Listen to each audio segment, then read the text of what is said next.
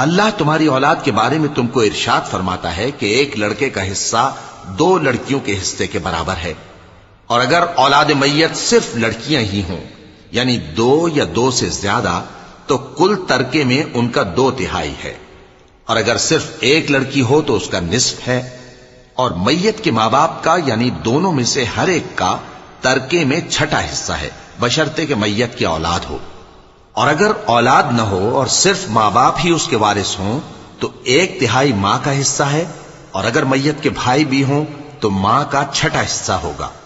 اور یہ تقسیم ترکہ میت کی وصیت کی تعمیل کے بعد جو اس نے کی ہو یا قرض کے ادا ہونے کے بعد جو اس کے ذمے ہو عمل میں آئے گی۔ تم کو معلوم نہیں کہ تمہارے باپ دادوں اور بیٹوں اور پوتوں میں سے فائدے کے لحاظ سے کون تم سے زیادہ قریب ہے؟ یہ حصے اللہ کے مقرر کیے ہوئے ہیں اور اللہ سب کچھ